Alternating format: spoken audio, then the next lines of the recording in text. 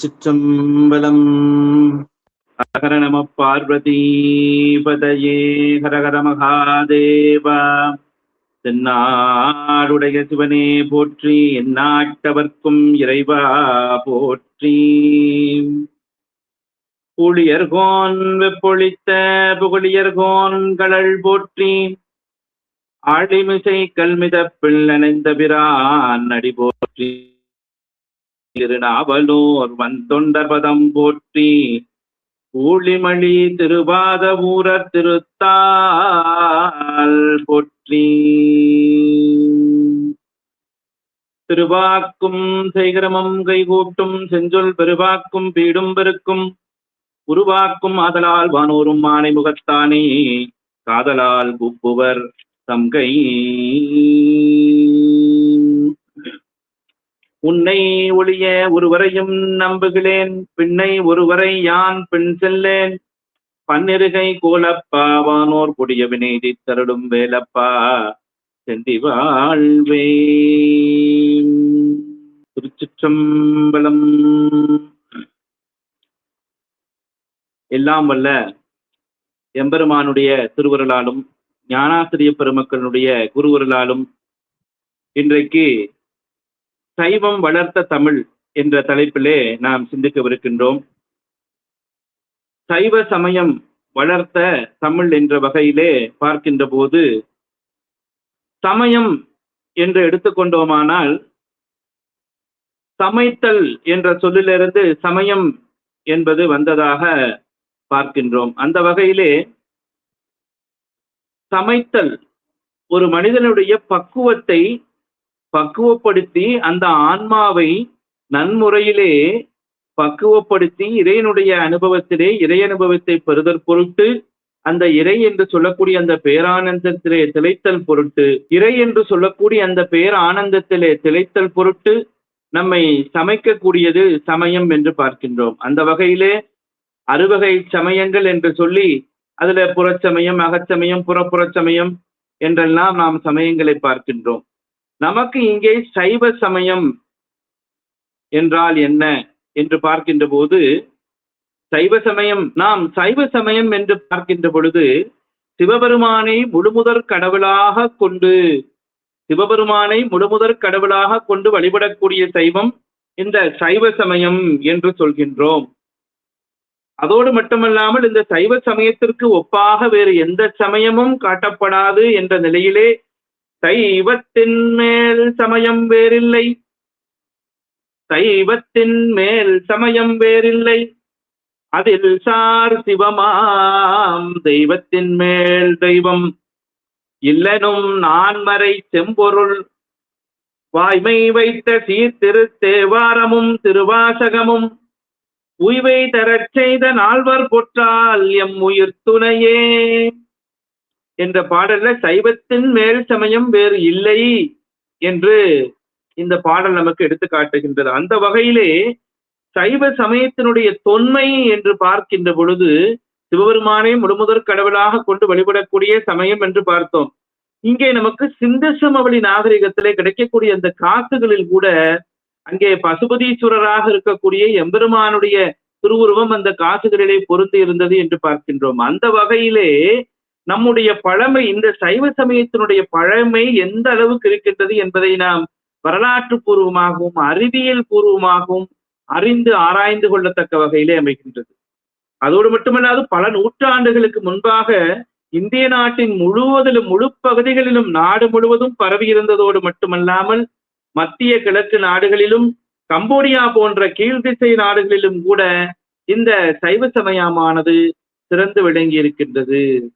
அந்த வகையிலே இந்த சைவ சமயம் என்று போற்றுகின்ற பொழுது இங்கே தமிழுக்கு சைவம் ஆற்றிய தொண்டு என்றே நாம் தனியாக சொல்லலாம். தமிழ் இன்றைக்கு சைவ சமயம் வளர்ந்ததோடு மட்டுமல்லாது தமிழையும் எடுத்து வளர்த்து கொண்டு வந்திருக்கின்றது. நூற்றாண்டு அடிப்படையில் பார்த்தாலும் சரி, அல்லது பக்தி இலக்கியத்துல பக்தி தோன்றியதிலிருந்து பார்த்தோம்னாலும் சரி, ஆக அந்த வகையிலே பக்தி இலக்கிய காலம் ஆக பக்தி இலக்கியம் என்று பார்க்கின்ற பொழுது சைவ சமயத்தை விடுத்து நாம் சொல்ல இயலாத அளவுக்கு அவ்வளவு பொக்கிஷங்களாக நமக்கு சைவ இலக்கியங்களை கொடுத்திருக்கின்றது இந்த சைவ சமயம். சங்க காலத்திற்கு முன்பான காலம் முதற்கொண்டே சிவ வழிபாடு இருந்ததற்கான சான்றுகளை நம்ம இங்கே பார்க்கின்றோம். அந்த வகையிலே சங்க இலக்கியத்திலே நமக்கு சைவத்தை பற்றிய குறிப்பு இருக்குது. ஆலமர் செல்வன் என்றும் ஆலமர் கடவுள் என்றும் கலித்தொகை பாடல்களையும் புறநானூற்றிலையும் அகநானூற்றிலும் ஆகிய இலக்கியங்கள் வாயிலாக நாம் அறிகின்றோம். அப்போ சங்க இலக்கிய காலத்திலும் இருந்தது, சங்க இலக்கிய காலத்திற்கு முன்பாகவுமே நமக்கு இந்த சைவ சமயம் இருந்தது என்ற கருத்தினை நாம் இங்கே அறிகின்றோம். ஆக இன்று குறிப்பிடப்படக்கூடிய மதங்களுக்கெல்லாம் ஒரு தொன்மையான மதமாக காலத்தால் நாம் மனித அறிவுக்கு எட்டிய வரையிலும் மனித அறிவுக்கு எட்டிய வரையிலே காலத்தை நாம் குறித்து கொண்டு சொல்கிறோம். அதற்கு முன்பாகவே தோன்றிய சமயமாக இந்த சைவ சமயத்தை பார்க்கின்றோம். அதுவே தமிழினுடைய சிறப்பாக இந்த சைவமும் தமிழும் பிரிக்க முடியாத ஒன்றாக. ஏனென்று சொன்னால் இங்கே சிவபெருமானே சைவத்தை வளர்த்திருக்கின்றார், சிவபெருமானே இங்கே தமிழை வளர்த்திருக்கின்றார். ஏனென்றால் மதுரையிலே சங்கம் வைத்து தமிழ் வளர்த்திருக்கின்றார்கள். ஆக முதற் சங்கம், இடைச்சங்கம், கடைச்சங்கம் என்று சங்கம் வைத்து தமிழ் வளர்த்த பெருமை சைவம் வளர்த்தது என்று சொல்லலாம்.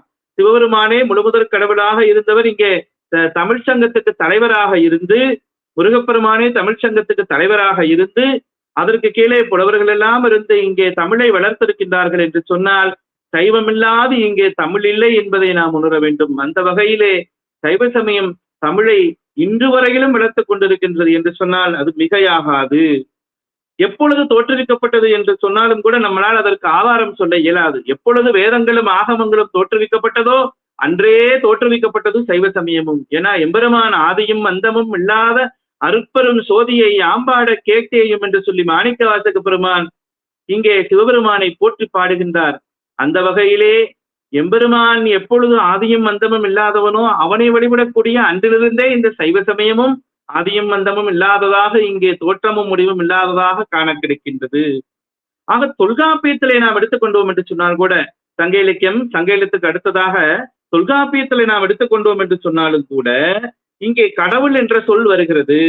இப்ப எல்லா பொருள்களையும் கடந்தவனாகவும் எல்லா பொருள்களுடனும் கலந்து நிற்பவனாகவும் இருக்கும் இறைவனது இயல்பை தொல்காப்பியத்தில் கடவுள் என்னும் சொல் வருகிறது. எல்லா பொருள்களையும் கடந்தவனாகவும் எல்லா பொருள்களுடனும் கலந்து நிற்பவனாகவும் இருக்கும் இறைவனது இயல்பை கடவுள் என்னும் சொல்லு குறிக்கிறது.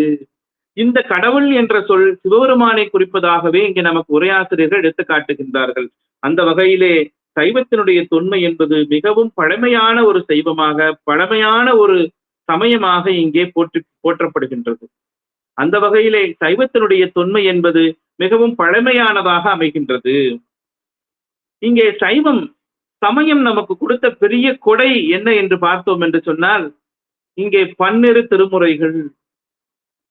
திருமுறைகள் நமக்கு சமயம் என்று மட்டும் நாம் பார்க்காமல் தமிழை வளர்த்த வகையிலே பார்த்தோம் என்று சொன்னால், இந்த 12 திருமுறைகள்ல இல்லாத செயல்களே இல்லை என்று சொல்லலாம், இல்லாத விடயங்களே இல்லை என்று சொல்லலாம். அந்த அளவுக்கு இந்த 12 திருமுறைகளிலே அறிவியலாகட்டும், சமுதாயமாகட்டும், மொழி வளமாகட்டும், மொழி புலமையாகட்டும், அத்தனையும் இந்த திருமுறைகளுக்குள்ளே இருக்கின்றது. இன்றைய காலகட்டத்தில் நாம் எல்லாம் உற்று நோக்கக்கூடிய விடயங்கள் கூட அன்றைக்கு திருமுறைகளிலே சொல்லப்பட்டிருக்கின்றது என்று சொன்னால், அங்கே சைவம் இந்த திருமுறைகளை எந்த அளவுக்கு சீர்தூக்கி பிடித்திருக்கின்றது, பெருமானே அருளி செய்ததாக நாம் பார்க்கின்றோம் அந்த திருமுறைகளை.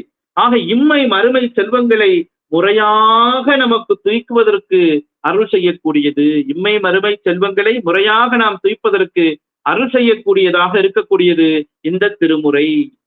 அதனால்தான் சைவ சமயத்திலே இதனை திருமுறை என்று வகுத்து காட்டியிருக்கின்றார்கள். திருமுறை அதுல முறையானதாக பார்க்கிறோம், அதிலே ஒரு முறை நமக்கு வந்துருது பாத்தீங்களா.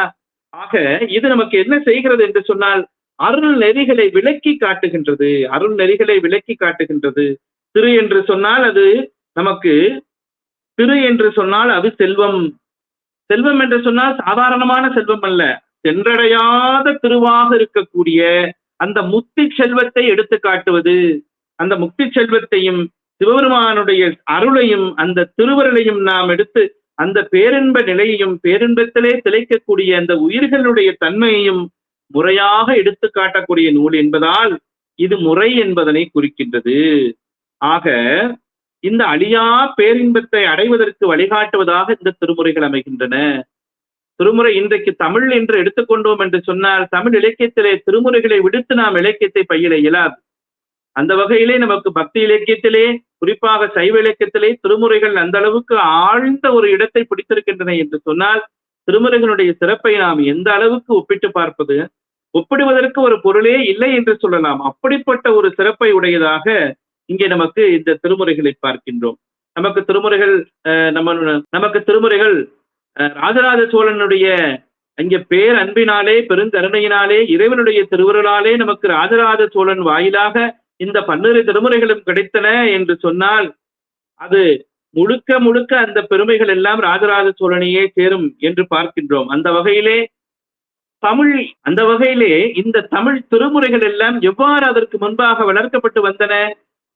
இசை வழியாக, செவி வழியாக ஓதப்பட்ட பாடல்கள், செவி வழியாக பாடப்பட்ட பாடல்களை கேட்டு இன்புற்ற அந்த பேரரசன் இது என்ன பாடல்கள் என்பதை ஆராய்ந்து பின்னர் இவையெல்லாம் ஏடுகளாக இருக்கின்றன என்று சொல்லி அவற்றை தேடி கொண்டு வந்து இந்த 12 திருமுறைகளையும் நமக்கு சுவாமி கொடுத்தவற்றை சிதம்பரத்திற்கு சென்று வாங்கி வந்த வரலாறு நாம் அனைவரும் அறிவோம். அந்த வகையிலே மிகவும் பழமையானதாக ஓலைச்சுவடிகளிலிருந்து நமக்கு இந்த திருமுறைகளை நமக்கு கொடுத்திருக்கின்றார் எம்பெருமான். தமிழுக்கு மிகவும் சிறப்பு சேர்க்கக்கூடிய பக்தி இலக்கியத்தினுடைய மணிமகுடமாக திகழக்கூடியதாக இந்த 12 திருமுறைகள் விளங்குகின்றன. இந்த திருமுறையே நமக்கு எவ்வாறு இருக்கின்றது? திருமுறையே சைவநெறி கருவூலம், தென் தமிழின் தேன் பாகு ஆகும். திருமுறையே கையிலையின்கண் சிவபெருமான் செவிமடுத்த செந்தமிழ் வேதம். திருமுறையே நடராசன் கரம் வருத்த எழுதியருள் தெய்வ நூலாம். இதைவிட வேறு என்ன வேண்டும்? தமிழுக்கு இதைவிட வேறு என்ன பெருமை வேண்டும்? எம்பெருமானுடைய திருக்கரத்தினாலே எழுதப்பட்ட பேறு கிடைத்திருக்கின்றது என்று சொன்னால் வேற இலக்கியத்தை நாம் சொல்ல இயலுமா? தமிழனுடைய சிறப்பை சுவாமி எங்க கொண்டு போய் வச்சிருக்கார் பாருங்க. எம்பெருமான் அவருடைய திருக்கரத்தினாலேயே எழுதி நமக்காக கொடுத்தார் என்று சொன்னால் இந்த தமிழை எந்த அளவுக்கு சீர்தூக்கி பிடித்திருக்கின்றார் என்று பார்க்கின்ற பொழுது நாமெல்லாம் தமிழை தெய்வ மொழியாக போற்றிக்கொண்டே இருக்க வேண்டும் என்றுதான் தோன்றுகின்றது. ஏனென்று சொன்னால் இந்த திருமுறையே நமக்கு சைவ நெறி கருவூலமாக இருக்கிறது என்று நமக்கு பாடல்களிலே அருளாளர்கள் நமக்கு பாடி கொடுத்திருக்கின்றார்கள்.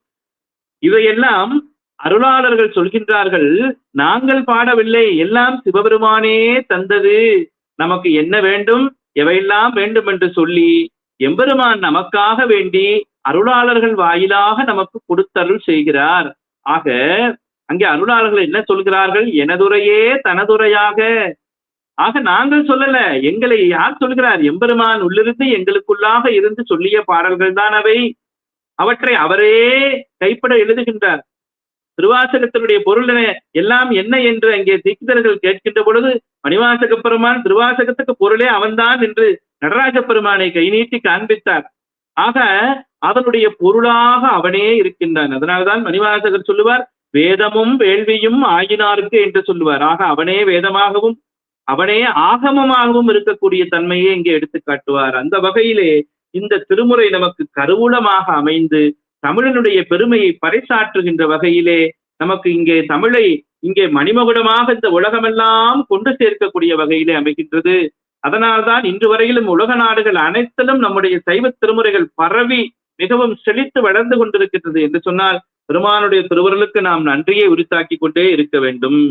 அந்த வகையிலே இவையெல்லாம் இங்கே அருளை வேண்டி பாடக்கூடிய அடியவர்களுடைய வாக்கெல்லாம் பெருமானுடைய வாக்காக நினைத்து சைவ சமயம் நமக்கு எடுத்து சொல்லுகின்றது. அந்த வகையிலே இந்த திருமுறை எவ்வாறு இருக்கின்றது என்று சொன்னால் உலகத்துக்கெல்லாம் ஒரு சிறப்பான ஒரு இலக்கியமாக இன்று வரையிலும் போற்றப்பட்டு கொண்டிருக்கின்றது. இங்கே திருஞான சம்பந்த பெருமான் நமக்கு 383 பதிகங்களை கொடுத்திருக்கின்றார். அதிலே 4158 பாடல்களை கொடுத்திருக்கின்றார்.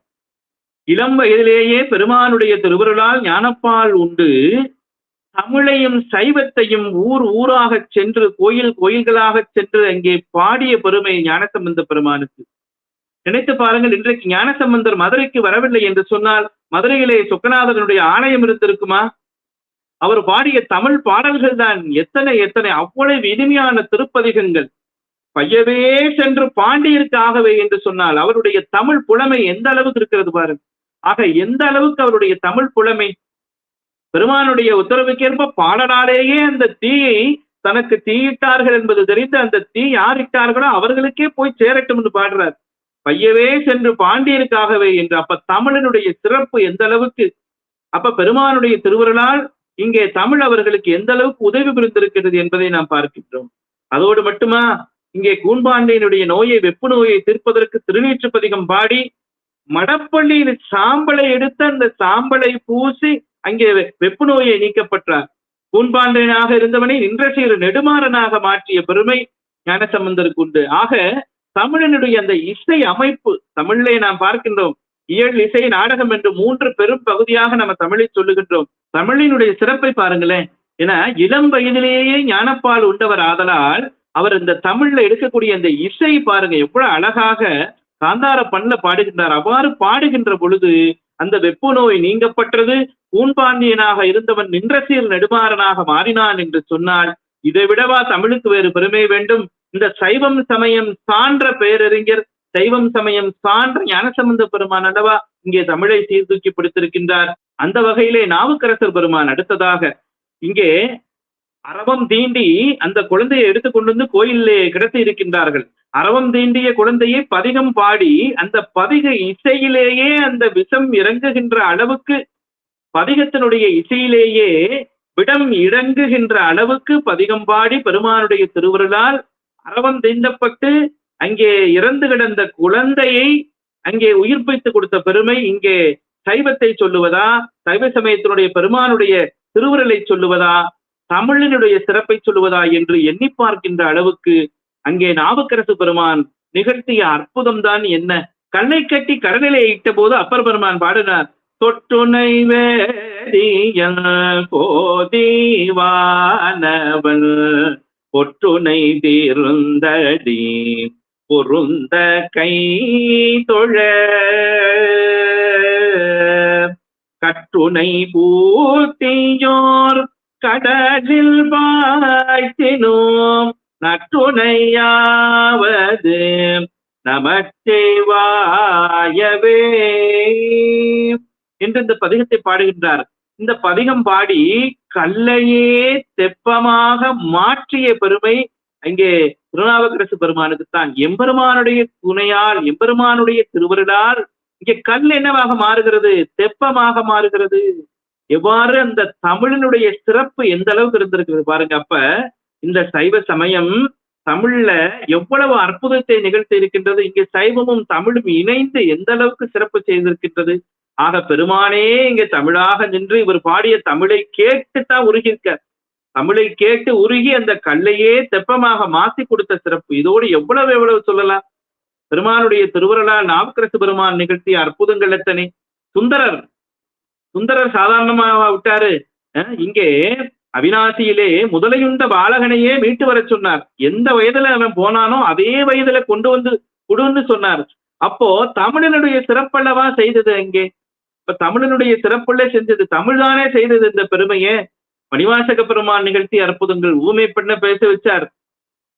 மணிவாசகர் செய்த அற்புதங்கள் எத்தனை. மணிவாசகருக்காக மணிவாசகர் அவர் பாட வேண்டும், அவருடைய வாயால் திருவாய் மலர்ந்தருள வேண்டும் என்று திருவாசகத்தை அவர் பாட வேண்டும் என்று சொல்லி அவரை மட்டும் விட்டுட்டு போனார்.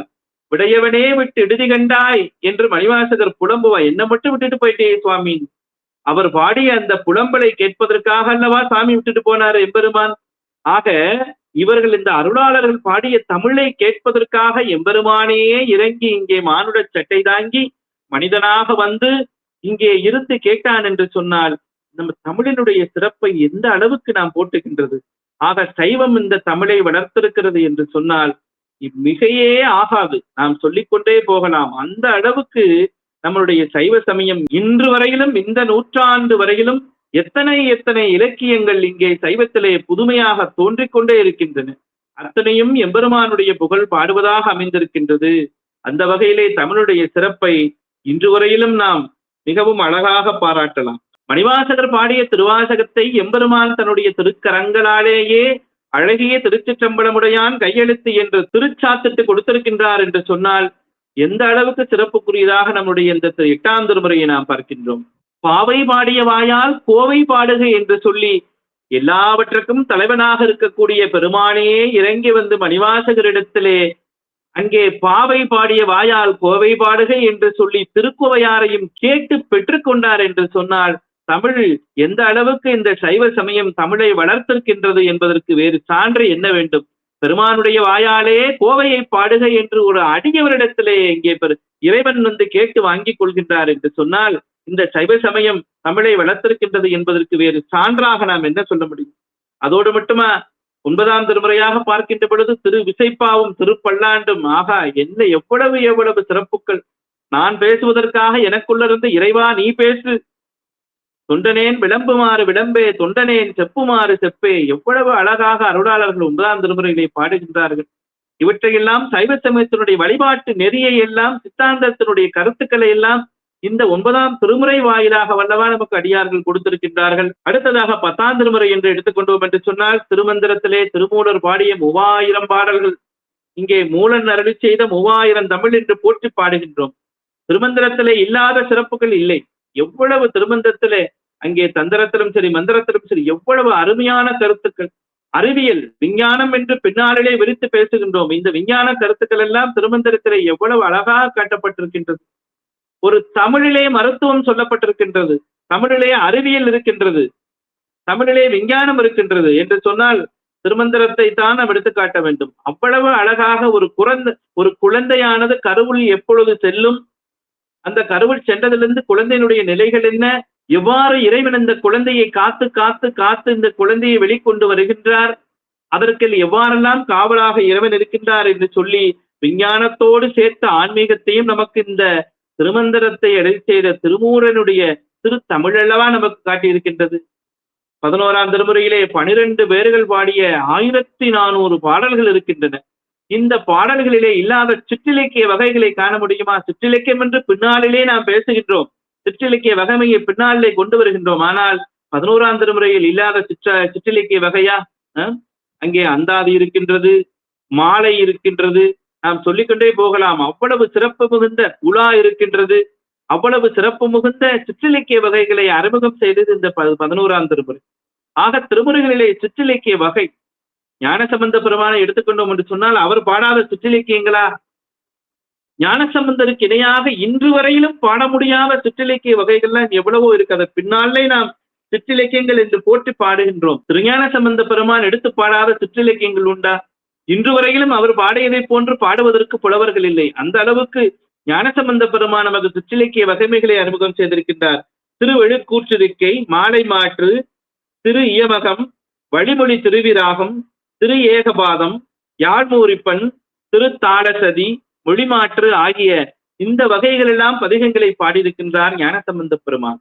ஞானசம்பந்த பெருமான் பாடியதற்கு பிந்தைய காலங்களில்தான் இதெல்லாம் சிற்றிலக்கியம் என்றே நமக்கு இங்கே தமிழறிஞர்களை வலிமைப்படுத்தியிருக்கின்றார். ஆக தமிழினுடைய வளர்ச்சியிலே, இந்த தமிழிலக்கிய வளர்ச்சியிலே எந்த அளவுக்கு ஒரு முன்னதாக இங்கே திருஞான சம்பந்த பெருமானுடைய சிந்தனை இருக்கின்றது என்று பார்த்தோம் என்று சொன்னால், திருஞான சம்பந்தர் நமக்கு அளித்த பெரிய கொடை இவைகளெல்லாம் மிகப்பெரிய ஒரு பொக்கிசம், பெட்டகம் என்றே நாம் பார்க்க வேண்டும். அந்த அளவுக்கு ஞானசம்பந்த பெருமானுடைய இந்த வகை இலக்கிய வகைமைகள்லாம் நமக்கு மிகவும் துணையாக தமிழினுடைய வளர்ச்சிக்கு இருக்கின்றன. அம்மையாரை எடுத்துக்கொண்டோம் என்று சொன்னால், காரைக்கால் அம்மையார் காலத்துக்கெல்லாம் முன்பதாக எல்லா திருமுறை ஆசிரியர்களுக்கும் முன்பாக அம்மையார். அம்மையாருடைய பாட்டிலே திருவாலங்காட்டு மூத்த திருப்பதிகம் என்று பார்க்கின்றோம், திருவரட்டை மணிமாலை என்று அம்மையார் அருளி செய்திருக்கின்றார்கள். ஆக இவைகள் எல்லாம் கால அடிப்படையிலே அம்மையார் தான் நமக்கு முன்பாக வருவார்கள். ஆக சிற்றிலக்கியம் இவ்வாறு இந்த இலக்கியங்களை பிரித்து தமிழறிஞர்கள் காட்டுவதற்கு முன்பாகவே நமக்கு அம்மையார் பாடிய இந்த மாலையும் இவைகள் எல்லாம் எவ்வாறு இருக்கின்றது, திருவரட்டை மணிமாலையும் இங்கே திருவாலங்காட்டு மூத்த திருப்பதிகம் என்று சொல்லக்கூடிய அந்த பதிக அமைப்பையும் கொண்டு வந்து கொடுத்தவர்களே இங்கே நமக்கு காரைக்கால் அம்மையார் தான் என்று சொன்னால் மிகையாகாது. இன்றைக்கு காரைக்கால் அம்மையார் நமக்கு கொடுக்கவில்லை என்று சொன்னால் பதிகம் என்று சொல்லக்கூடிய ஒரு அமைப்பே நமக்கு இருந்திருக்காது. இந்த பதிகம் என்ற அமைப்பை அம்மையார் தான் எடுத்து காட்டுகின்றார்கள். அந்த வகையிலே அம்மையாரிடத்திலே இருந்து எத்தனை சிற்றிலக்கியங்கள் நமக்கு வந்திருக்கிறது. பின்பாக பாடிய அந்தாதிகளும் பின்பாக பாடிய மாலைகளும் இருக்கின்றன.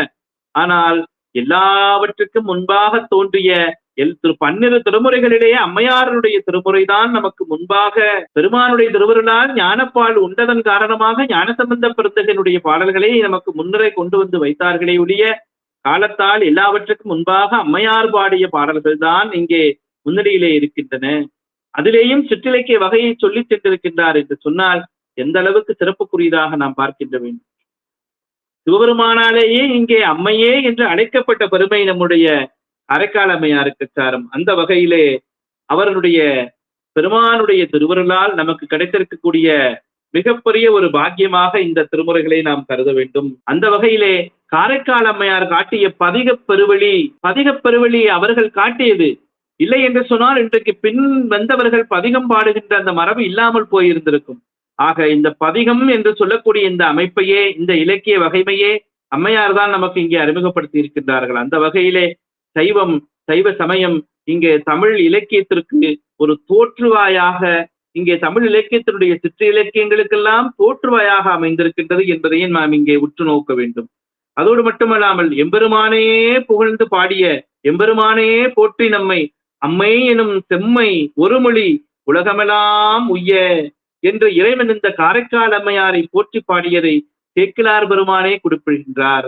ஆக இங்கே அம்மையினுடைய பெருமையை சேக்கிழார் எடுத்து காட்டுகின்றார் என்று சொன்னால் காரைக்கால் அம்மானுடைய பெருமையை நாம் எந்த வகையிலே நாம் நினைத்து பார்ப்பது? காரைக்கால் பேய் உரைத்த பத்தும் என்று முதலில் இங்கே பதிக பயனை பாடியிருக்கின்றார் ஞானசம்பந்த பெருமான். காரைக்கால் பேய் உரைத்த பத்தும் என்று சொல்லி, ஆக இங்கே காரைக்கால் அம்மையாரை ஞானசம்பந்தர் எடுத்து பாடுகின்றார். ஆக காலத்திற்கெல்லாம் முன்பாக இங்கே காரைக்கால் அம்மையார் தான் நமக்கு இந்த பதிக முறைகளை எல்லாம் அறிமுகப்படுத்தினார் என்பதை நாம் நினைவில் கொள்ள வேண்டும். திருவாலங்காட்டு மூத்த திருப்பதிகம், திருவரட்டை மணிமாலை, அற்புத திருவந்தாதி ஆகிய பாடல்களை எல்லாம் நமக்கு இங்கே அவர்கள் பாடியிருக்கின்றார்கள். பிற்காலத்துலதான் இவைகள் சிற்றிலக்கியம் என்று நமக்கு அறிஞர்கள் வகுத்தார்கள். ஆனால் காலத்தால் முன்பாகவே இவற்றை போற்றி பாடியிருக்கின்றார்கள். இங்கே அம்மையாருடைய பாடலிலே சங்கரனை தாழ்ந்த சடையானை அச்சடை மேல் பொங்கரவும் வைத்துகந்த புண்ணியனை அங்கொரு நாள் ஆவா என்று ஆளாமை காப்பானை எப்போதும் ஓவாது நெஞ்சே உரை. இங்கே பக்தி இலக்கியத்தினுடைய சாராம்சமாக எப்போதும் நெஞ்சே உரை, அந்த சங்கரனை தாழ்ந்த சடையானை நீ எப்போதும் நினைக்க வேண்டும் என்று இங்கே நமக்கு இங்கே சமயம் சார்ந்த கருத்துக்களை எவ்வளவு அழகாக இந்த பாடல் வழியாக எடுத்து காட்டுகின்றார் திருவரட்டை மணிமாலையிலே. மேலும் பிறந்து மொழிபெய்கின்ற பின்னாலெல்லாம் காதல் சிறந்து நின் சேவடியே சேர்ந்தேன். நான் எப்பொழுது பிறந்து பேசத் தெரிந்த நாள் முதல்ல உன்னுடைய பெருமையே பேசினேன், உன்னுடைய சேவடியே சேர்ந்து நினைத்து கொண்டிருந்தேன் என்று சொல்லி மணிவாசகர் சொல்லுவார், இமைப்பொழுதும் என்னெற்றில் நீங்காதான் தாழ்வாழ்க என்று. அந்த வகையிலே அம்மையாரும் அற்புத திருவந்தாதியிலே இந்த கருத்தை அழகாக நமக்கு எடுத்து காட்டுகின்றார். ஒன்றே நினைந்திருந்தேன், ஒன்றே துணிந்தொழிந்தேன், ஒன்றே என் உள்ளத்தின் உள்ளடைத்தேன். அற்புத திருவந்தாதியிலே நமக்கு எடுத்து காட்டுகின்றார். ஒன்றாகவே எம்பெருமானுடைய திருவருளை மட்டுமே நினைத்து அவனையே நினைத்து பாடுகின்றேன், அவனே எல்லாம் என்று சொல்லி இரவாத அன்பு வேண்டி பின் வேண்டுகின்றார். பிறவாமை வேண்டும் என்று சொல்லக்கூடிய சைவத்தினுடைய ஆழமான நுட்பத்தை எடுத்து காட்டக்கூடிய வகையிலே அம்மையார் பிறவாத வரம் வேண்டும் என்று சொல்லி பெருமானிடத்திலே வேண்டிய பெருமை இங்கே நமக்கு பக்தி சுவையையும் அவருடைய தீராத பெருமான் மீது கொண்ட காதலையும் தீராத பெருமான் மீது கொண்ட அன்பையும் நமக்கு எடுத்து காட்டுகின்றது. ஆக இலக்கியம் என்று பார்க்கின்ற பொழுது அது பக்தி சாராம்சமாக, பக்தி சுவை, பக்தி நனி சொட்ட சொட்ட பாடப்பட்டது அம்மையாருடைய பாடல். அவ்வளவு உருக்கமான பாடல்கள். உன்னையே நினைத்திருந்தேன், மொழிபெயின்ற நாள் முதலெல்லாம் உன்னையே நினைத்திருந்தேன் என்று சொன்னால் அது எவ்வளவு பெரிய விஷயம். நாமும் அந்த பாக்கியத்தை பெற வேண்டி எம்பெருமானுடைய திருவுருளை சிந்திப்போமாக. அடுத்ததாக இங்கே திருமந்திரத்திலே தோத்திரம் என்று சொன்னாலும் சரி, சாத்திரம் என்று சொன்னாலும் சரி, தோத்திரம் என்று சொன்னாலும் சரி, சாத்திரம் என்று சொன்னாலும் சரி, இங்கே திருமந்திரத்தை விடுத்து நாம் சொல்ல முடியாது. திருமந்திரத்திலே சைவ சமயத்தினுடைய கருத்துக்களை ரொம்ப ஆழமாக இங்கே திருமூலர் எடுத்து காட்டுகின்றார். பெருமானுடைய திருவுருளால் நமக்கு இந்த திருமந்திரம் ஆகமமாக போற்றப்படுகின்றது. சைவ சமயத்தினுடைய ஆகமமாக போற்றப்படுகின்றது. சைவ சித்தாந்தம் சொல்லக்கூடிய சித்தாந்த சைவர்கள் பின்பற்றக்கூடிய அனைத்து கருத்துக்களையும் இங்கே திருமந்திரத்திலே திருமூலர் மிகவும் அழகாக ஆழமாக நுட்பமாக எடுத்து காட்டுகின்றார். அந்த வகையிலே சிவனோடு ஒக்கும் தெய்வம் தேடினும் இல்லை, என்கிறார். சிவனோடு ஒக்கும் கூடிய தெய்வம் தேடினாலும் கிடையாது என்கின்ற அந்த ஆழமான கருத்தை சைவ சித்தாந்தம் எடுத்து சொல்லக்கூடிய அந்த சாத்திர கருத்துக்களை எடுத்து காட்டுகின்றார். என்னை நன்றாக இறைவன் படைத்தனன், தன்னை நன்றாக தமிழ் செய்யுமாறே என்று இங்கே திருமூலர் பாடுகின்றார். ஆக என்னை நன்றாக இறைவன் படைத்தான். எதற்காக தெரியுமா? என்னை தமிழ் செய்யுமாறு. இதை விட பெருமை வேறு என்ன வேண்டும் என்று சொன்னால், இந்த சைவ சமயம் வளர்த்தது, தமிழை வளர்த்தது என்று சொன்னால் அதற்கு இந்த திருமந்திரத்திலே திருமூலனுடைய இந்த பாடலே எடுத்துக்காட்டாக அமைகின்றது. ஆக தமிழை விடாது சமயம் இந்த தமிழை வளர்த்ததா, தமிழ் சமயத்தை வளர்த்ததா என்று சொல்லக்கூடிய வகையிலே நாம் நினைத்து பார்த்தோம் என்று சொன்னால், இரண்டும் பின்னி பிணைந்ததாக இங்கே வளர்ந்து, சமயமும் வளர்ந்தது, தமிழும் வளர்ந்தது என்று சொன்னால், நம்முடைய சைவ சமயத்திலே இந்த திருமந்திரத்திலே அழகாக இந்த பாடல் வாயிலாக நாம் அறிந்து கொள்ளலாம். பதி பசு பாசம் எனப்பகர் மூன்றில் என்று சொல்லி சித்தாந்த சாஸ்திரத்தினுடைய அடிப்படை பாடலாக இவற்றை எடுத்துக்கொண்டு நமக்கு மிகவும் அழகாக எடுத்து காட்டுகின்றார். முன்னர் சொன்னதை போன்றே இங்கே கருவியல் செய்திகளை எல்லாம் கர்ப்பக்கிரியை என்ற அதிகாரத்திலே நமக்கு எடுத்து காட்டுகின்றார். ஆக இந்த தமிழிலே, இந்த தமிழை வைத்துக் கொண்டு தன்னை நன்றாக தமிழ் செய்யுமாறே என்று சொன்ன திருமூலர் இந்த தமிழ் மூலமாகவே, தமிழ் பாடல்கள் மூலமாகவே நமக்கு அறிவியலையும் எடுத்து காட்டிவிட்டார். அறிவியல் இன்றைக்கு வளர்ந்த காலகட்டத்திலே இன்றைக்கு நம்ம எவ்வளவோ கருவிகள் வைத்திருக்கின்றோம், மருத்துவ உபகரணங்கள் வைத்திருக்கின்றோம். அத்தனைகளையும் வைத்து நாம் பார்க்கலாம். மருத்துவத்துறையினுடைய வளர்ச்சியிலே அவற்றையெல்லாம் கொண்டு நாம் ஒரு குழந்தை வளர்ச்சியோ ஒரு கரு வளர்ச்சியோ நாம் காண முடியும். ஆனால் அன்றைக்கு நினைத்து பாருங்கள், எத்தனை நூற்றாண்டுகளுக்கு முன்பாக திருமூலர் பாடிய இந்த பாடல் எவ்வளவு ஒரு ஒரு முற்போக்கு சிந்தனையாக, எவ்வளவு அருமையான ஒரு செய்தியாக, திருமூலர் பாடிய பாடல் எவ்வளவு அழகாக இங்கே அறிவியல் சிந்தனையோடு நமக்கு இருக்கின்றது என்பதை நினைத்து பாருங்கள். குழந்தை பிறப்பு குறித்து பேசுகின்றார், எவ்வளவு அழகாக சொல்லுகின்றார். ஆக சைவம், இந்த சைவ சமயம் தமிழோடு மட்டுமல்லாது அறிவியலையும் நமக்கு எடுத்து சொல்லி இருக்கின்றது. இங்கே தமிழ் வாயிலாக பக்தியையும் அறிவியலையும் எண்ணற்ற சிந்தனைகளை நமக்கு எடுத்து கொடுத்திருக்கின்றது. மெய்கண்ட சாத்திரங்களிலே கூறப்பட்ட கருத்துக்களின் நுட்பம் திருமூலர் வாக்கிலிருந்தே வந்திருக்கிறது என்று சொன்னால் அதிலே மிகையாகாது. இங்கே திருமுறை என்னும் சொல்லும், சைவ சித்தாந்தம் என்னும் சொல்லும் முதலாக திருமந்திரத்திலேயே சொல்லப்பட்டிருக்கின்றன. திருமுறை என்ற சொல்லையும் சைவ சித்தாந்தம் என்ற சொல்லையும் முதலாக திருமந்திரத்திலே திருமூலரே எடுத்து காட்டி இருக்கின்றார் என்று சொன்னால், அப்ப திருமூலரினுடைய வாக்கின் வாயிலாகவே இந்த சைவ சமயம் சிறப்பாக வளர்ந்திருக்கிறது என்று சொன்னால் அதில் மிகையாகாது.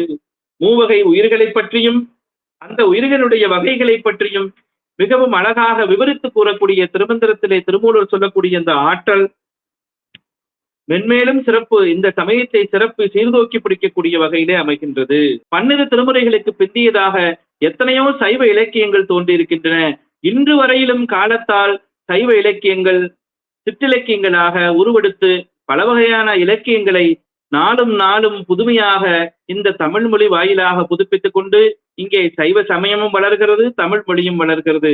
அந்த வகையிலே இங்கே சோனாச்சல மாலை என்று சொல்லக்கூடிய ஒரு சிற்றிலக்கியத்திலே இளையன தளர் சிற்றிடையுனா முளையால் எனக்கு வன் புகழி வேந்தன் என்ற கழுமணி பசும்பர் குளவி பார்க்கிண்ணங் கழுவு நீர் வார்ப்பதற்கு உரையாய் என்று சொல்லி இங்கே சிவப்பிரகாசர் கூறுகிறார். சிவப்பிரகாசர் என்ன சொல்லி கேட்கிறார்?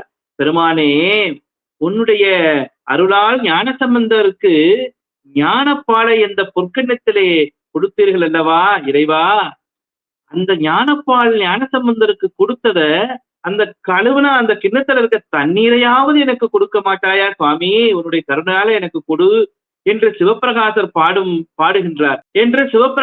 பாடுகின்றார்.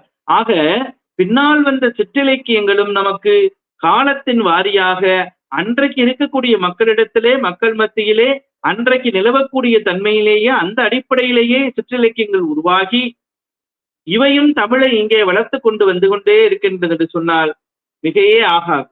அந்த வகையிலே தர்மயாதினத்தினுடைய குரு முதல்வராக போற்றக்கூடிய தர்மயாதினத்தை தோற்றுவித்த குரு ஞான சம்பந்த பெருமான் சொக்கநாத வெண்பா என்ற ஒரு சிற்றிலக்கியத்தை பாடிக்கின்றார். வெண்பா என்ற அமைப்பிலே சொக்கநாத வெண்பா பாடியிருக்கின்றார். 100 பாடல்கள். அந்த சொக்கநாத வெண்பாவிலே மிகவும் அழகாக சித்தாந்தத்தினுடைய கருத்துக்களையும் சமய கருத்துக்களையும் அழகாக எடுத்து காட்டுகின்றார்.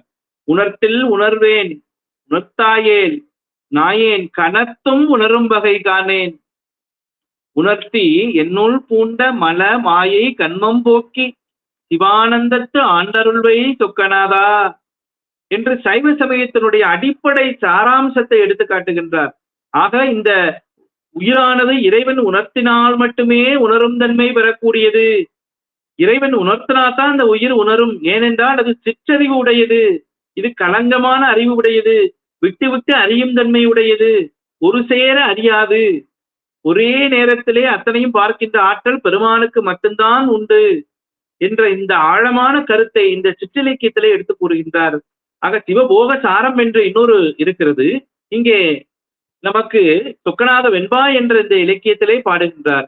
ஆக இன்று வரையிலும் காலத்தால் நாம் பாடப்படக்கூடிய இந்த பாடல்கள் அனைத்தும் சைவ சமயத்தினுடைய சிறப்பை சீர்தூக்கி காண்பிக்கின்றது என்று சொன்னால், இந்த சைவ சமயத்தினுடைய தொன்மையும் பெருமையும் சிறப்பும் பழமையும் அதனுடைய பெருமையும் நமக்கு எந்த அளவுக்கு இருக்கின்றது என்பதை நாம் உணர்ந்து கொள்ள வேண்டும். ஆக இந்த சைவ சமயம் என்று பார்க்கின்ற பொழுது சமயத்தோடு மட்டுமல்லாது, சமய கருத்துக்களோடு மட்டுமல்லாது, தமிழையும் வளர்த்த பெருமை சைவ சமயத்தையே சாரும். மடங்களிலே நமக்கு இன்றைக்கு படிக்கக்கூடிய நூல்கள், எத்தனை நூல்கள், சங்க இலக்கிய நூல்களை எல்லாம் உவே சாமிநாதையர் தமிழ் தாத்தா என்று சொல்லக்கூடிய அவர் தேடி தேடி சென்று அங்கே மடங்களிலே உள்ள நூலகங்களிலே மடங்களிலே இருக்கக்கூடிய அந்த நூல்களை பாதுகாத்து வைத்திருக்கக்கூடிய இடத்திலே தேடி தேடி ஓலைச்சுவடிகளை எடுத்து அதிலிருந்து நமக்கு பிரதியாக, அதிலிருந்து ஓலைச்சுவடிகளிலிருந்து நமக்கு புத்தகமாக ஆக்கி கொடுத்திருக்கின்றார் என்று சொன்னால், இந்த பணியை செய்வதற்கு நமக்கு சமயம் முதலிலே இங்கே கருவியாக இருந்தது. இந்த சமயம் நம்முடைய சைவ சமயம் இல்லை என்று சொன்னால் இன்றைக்கு தமிழ் மொழியிலே எத்தனை இலக்கியங்கள் இல்லாமல் போயிருக்கும். ஓலைச்சுவடிகளிலிருந்து இங்கே புத்தகம் ஆக்க இயலுமா?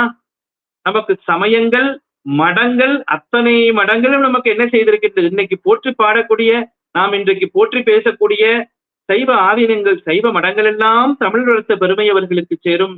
தமிழையே தலையாயதாக கொண்டு போற்றக்கூடிய மடங்கள் எல்லாம் நமக்கு இருக்கின்றன.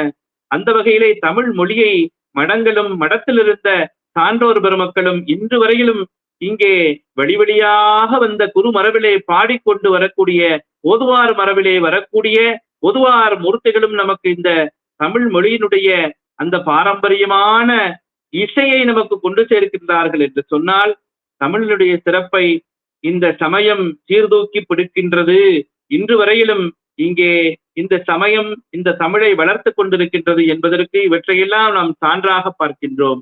ஆக சைவ சமயம் இந்த தமிழ் மொழியிலிருந்து பிரிக்க முடியாத ஒன்றாக, தமிழோடு இணைந்ததாக, சைவத்தோடு இணைந்ததாக தமிழும், தமிழோடு இணைந்ததாக சைவமும் போற்றப்படுகின்றது என்று சொன்னால் எல்லாம் எம்பெருமானுடைய திருவருளால் இருக்கின்றது என்பதை இங்கே கூறிக்கொண்டு இந்த அளவிலே என்னுடைய இந்த உரையை நிறைவு செய்கின்றேன். திருச்சிற்றம்பலம். வான்முகில் வளாது பெய்க மலிவளம் சுரக்க மன்னல் கோன்முறை அரசு செய்க குறைவிலாது உயிர்கள் வாழ்க நான்மறை அறங்கள் ஓங்க நல்தவம் வேள்வி மல்க மென்மைகொள் செய்வ நீதி விளங்குக உலகம் எல்லாம் மேன்மைகொள் செய்வ நீதி விளங்குக உலகம் எல்லாம். ஹர நம பார்வதி பதையே ஹர ஹர மகாதேவா. தென்னாடுடைய சிவனே போற்றி, எந்நாட்டவர்க்கு மறைவா போற்றி, ஆடகமதுரை அரசே போற்றி, கூடல் இலங்கு குருமணி போற்றி. திருச்சிற்றம்பலம்.